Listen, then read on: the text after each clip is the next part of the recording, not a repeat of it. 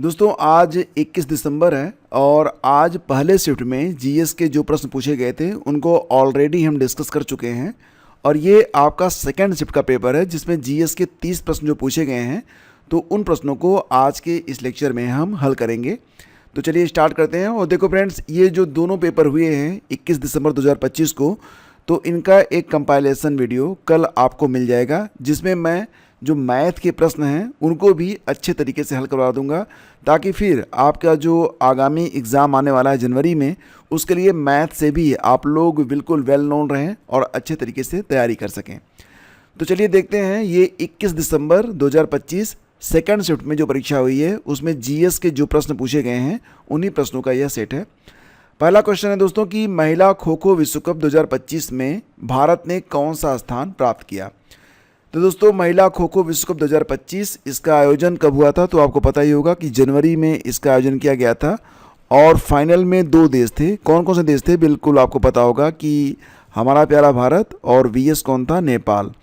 और फिलहाल इस प्रतियोगिता को जीता गया था भारत के द्वारा, ठीक है। और इसमें उप विजेता बना था नेपाल, ठीक है। तो आंसर इसका विकल्प डी है। अगला क्वेश्चन है कि संविधान सभा का अस्थायी अध्यक्ष किसे चुना गया। देखो फ्रेंड्स, 9 दिसंबर 1946 को संविधान सभा के पहले अस्थायी अध्यक्ष चुने गए थे डॉक्टर सच्चिदानंद सिन्हा, ठीक है। ये अस्थायी थे।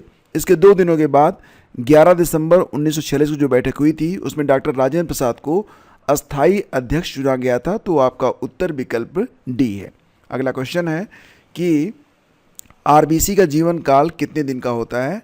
तो दोस्तों 4 महीने का होता है, मतलब आप इसे दिन में बदलेंगे तो ये हो जाएगा 120 डेज, यानी कि विकल्प डी। आप तो दोस्तों इसका आंसर है ऑप्शन डी, यानी कि 120 डेज, ठीक है। अगला क्वेश्चन है कि दिल्ली का प्रथम सुल्तान कौन था जिसने खेती की भूमि की नाप कराई थी। तो दोस्तों ये जो सुल्तान है ये अलाउद्दीन खिलजी है। ऑप्शन बी इसका बिल्कुल करेक्ट है, इसमें कोई भी कन्फ्यूज़न नहीं होना चाहिए था। प्रश्नों का लेवल ठीक ठाक था, मतलब बहुत टफ क्वेश्चन नहीं पूछे गए हैं। और जो लोग पीवाईक्यू करके गए हैं तो डेफिनेटली उनको बहुत फ़ायदा मिला होगा। सिर्फ एक ही वीडियो जो मैंने आपको करवाया था ना, जिसमें सारे मैंने 2025 से लेकर 2018 तक का सारा पेपर सॉल्व करवाया था, वो वीडियो जिसने अच्छे से देख लिया था ना, उसके तो बहुत सारे प्रश्न यहाँ पर सही हो रहे हैं।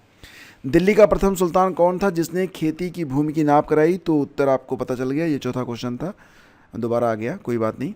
ये देखते हैं, x² - x+1 बटे x² plus x+1 is equal to 2/3 है। तो x + 1/x की एक संभव वैल्यू क्या होगी। दोस्तों इसका आंसर बनेगा विकल्प बी, ठीक है। अगर आपने विकल्प बी लगाया है 5, तो आपका उत्तर बिल्कुल सही है। डिटेल सोल्यूशन कल आपको मिल जाएगा, ठीक है। अभी फ़िलहाल आप अपना आंसर के मिला दीजिए। जर्म प्लाज्म क्या होता है दोस्तों। तो जर्म प्लाज्म दोस्तों ये ना तो कीटनाशक है, ना कवकनाशी है, और ना ही कोई पादप हार्मोन है, ये है आनुवंशिक सामग्री। उत्तर इसका विकल्प डी है। एग्जैक्टली जो जर्म प्लाज्म है ये किसी जीव के डीएनए का पूरा सेट होता है, ठीक है ना। नेक्स्ट है कि निम्नलिखित में किसकी जीवनी विलियम वेडरबर्न ने लिखी थी। तो दोस्तों ये जो जीवनी लिखी थी प्रकाशित कब हुई थी, 1913 में इसे पब्लिश किया गया था। बिल्कुल अब आप सही पहुंच गए होंगे। आंसर इसका विकल्प बी है, A.O. ह्यूम का। तो ऑप्शन बी इसका करेक्ट है। अगला क्वेश्चन था कि नाबार्ड के बारे में। नाबार्ड के बारे में आप जानते ही हैं, इसकी स्थापना होती है कब, 12 जुलाई 1982 में। और नाबार्ड के बारे में पहला कथन कि इसकी स्थापना वर्ष 1982 में हुई थी, करेक्ट है। यह कृषि के संबंध में RBI reserve bank of India द्वारा पूर्व में किए गए समस्त कार्य करता है, ये भी करेक्ट है। तो 1 और 2 दोनों सही हैं, यानी कि उत्तर बनेगा विकल्प डी, विकल्प बी। 1 और 2 दोनों सही हैं, ठीक है। 1 और 2 दोनों सही हैं। अगला क्वेश्चन है, केंद्रीय समुद्री मत्स्य अनुसंधान संस्थान ये कहाँ पर स्थित है। तो दोस्तों बात हो रही है यहाँ पर CMFRI के बारे में, और दोस्तों ये मिलेगा आपको कोच्चि, केरल में। तो सही उत्तर इसका विकल्प सी था।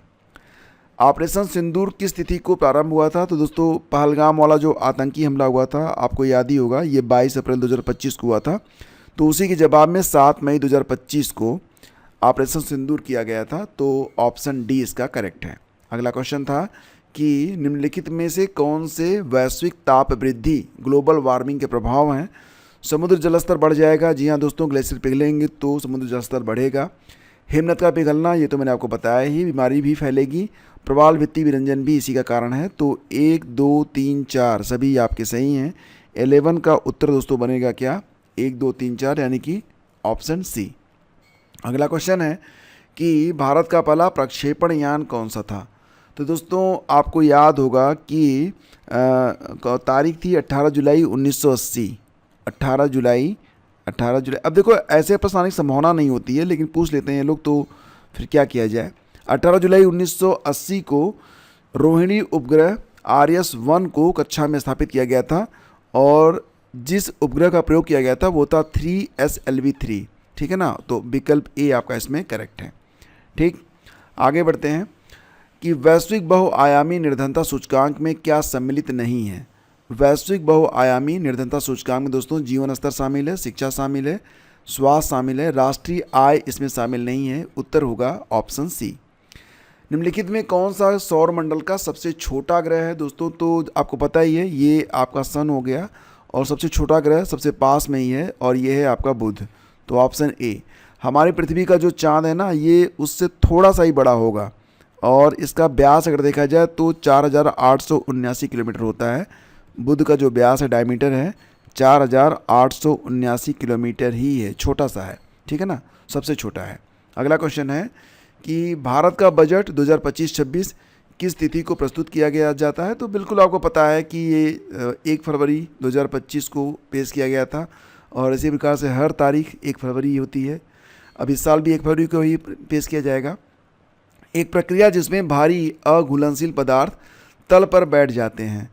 तो देखो दोस्तों क्या होता है ना कि आप पानी ले लो, उसमें आप कोई भारी चीज़ मिला दो जो घुलनशील ना हो, उसे आप रख दो तो तली में बैठ जाएगी, ठीक है। इसे कहेंगे अवसादन। ऑप्शन बी करेक्ट है आपका। अगला क्वेश्चन है कि उत्तरकालीन मुगल बादशाहों का सही कालानुक्रम क्या था। देखो फ्रेंड, जो उत्तरकालीन मुगल बादशाह हुए हैं, यानी कि औरंगजेब के बाद, वो क्रम आप बिल्कुल याद रखिएगा। यहाँ पर मैं आपको बता देता हूँ, जहांदर शाह। तो दोस्तों ये जो जहांदर शाह है ना, ये 1712-13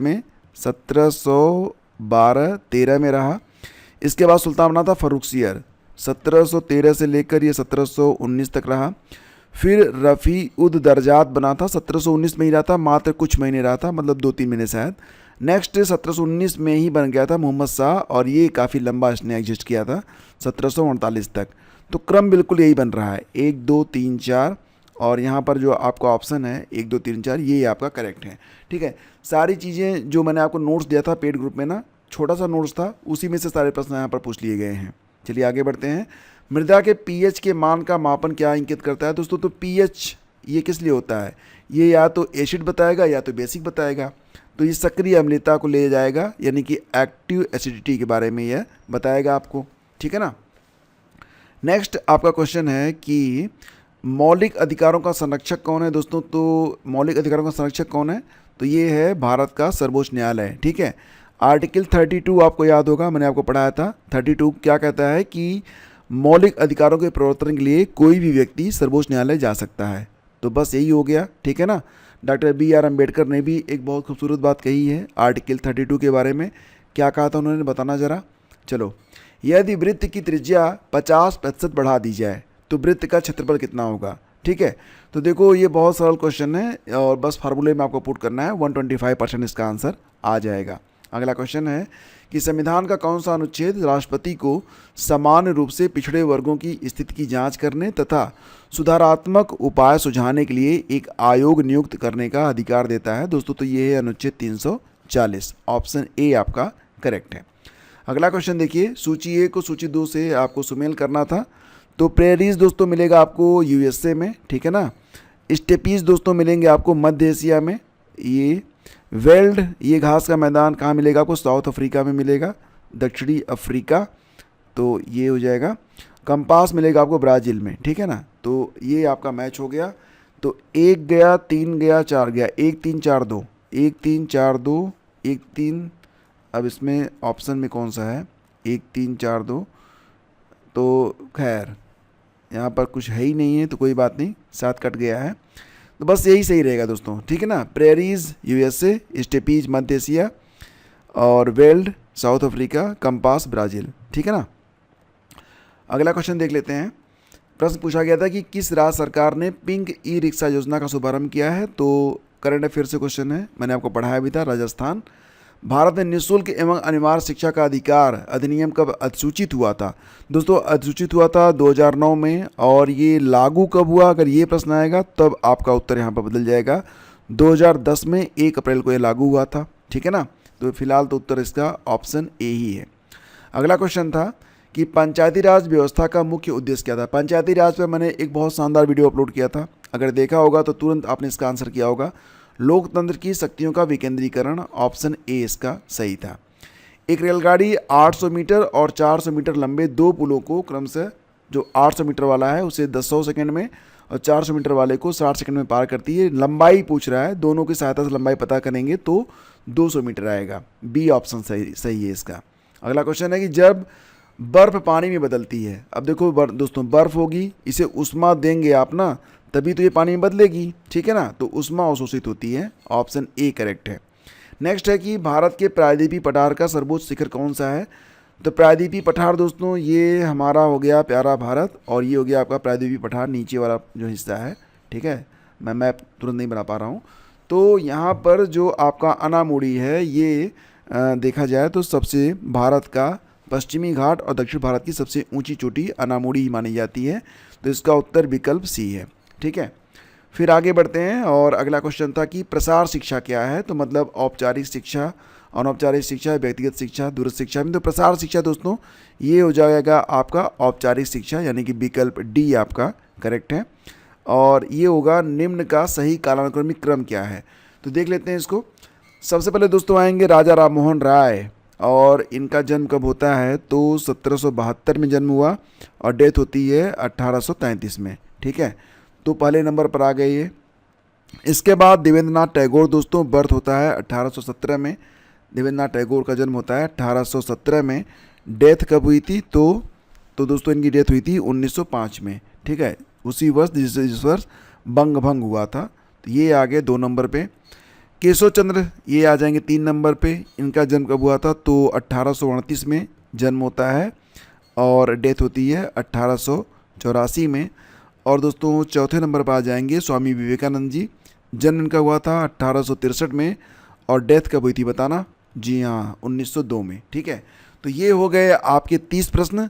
सेशन आपको कैसा लगा दोस्तों ज़रूर बताइएगा। आगामी अगर आप तैयारी करना चाहते हैं जीएस की, तो आप हमारा पेड बैच ज्वाइन कर सकते हैं। पेड बैच के लिए आप डिस्क्रिप्शन चेक कर लेना, यहाँ पर आपको जीएस और करंट अफेयर का सारा नोट दे दिया जाता है, और जितने भी लेक्चर आपके हुए हैं तो 2 प्लेलिस्ट मैंने बना दी है। एक में सारे मॉडल पेपर हैं, दूसरे में सारे लेक्चर हैं, उनको आप देख लीजिएगा, ठीक है ना।